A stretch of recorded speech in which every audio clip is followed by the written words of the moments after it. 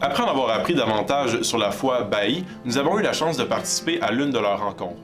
Tout tombait à point puisque nous arrivions en pleine période de festivités avec l'arrivée du jeûne et du Nouvel An Baha'i. C'est donc chez Kateri et son fils Navid que nous avons été reçus pour la première fois le 1er mars dernier. Voici l'aperçu de notre soirée.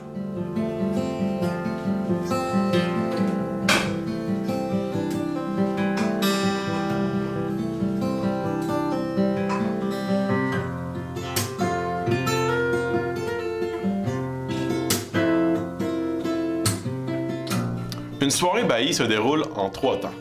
Tout d'abord, les membres de la communauté procèdent à la prière. Musique et moments de détente sont au rendez-vous.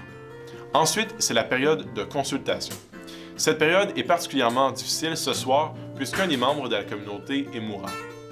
On prend également le temps de discuter avec les Baha'i qui nous parlent tour à tour de leur relation avec la foi. Mais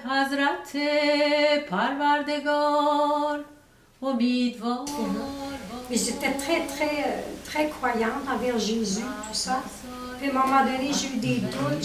Ça n'avait plus de signification pour moi, la messe. Je ne savais pas ce qui se passait avec moi. Quand j'ai entendu parler de la foi Baha'i, c'est le positif. C'est-à-dire que l'homme est noble. Moi, ma vie a beaucoup changé depuis ça. Puis, je suis plus ouverte à tous les différents. J'aime ça. Ma mère, un dimanche matin, au lieu de nous amener à l'église, elle nous a proposé d'aller à des classes d'enfants.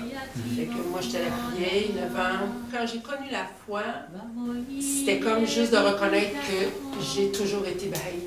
Finalement, la soirée se conclut avec une fête autour d'un thé iranien et de petits gâteaux. Mathieu Hervé est un photographe de 22 ans originaire de Chicoutimi qui a été élevé dans la foi Baha'i. Ses parents étaient eux-mêmes membres de la communauté Baha'i de Saguenay. Aujourd'hui, cette religion fait partie intégrante de sa vie. Portrait d'un jeune homme au parcours atypique. C'est sûr que j'ai été élevé là-dedans. Je suis né dans une famille qui était déjà Baha'i. C'est pas comme si je l'avais déjà découvert à un âge adulte et que je recherchais vraiment. Ça a été dur je sais pas comment dire. C'est quand je suis déménagé à Québec pour étudier en photo. C'est que j'ai rencontré quelqu'un qui croyait pas en Dieu, puis là, j'avais comme mis un peu de côté ma foi, puis là, j'avais vraiment expérimenté, je sais pas comment dire, la vie en dehors de tout ce que je connaissais déjà.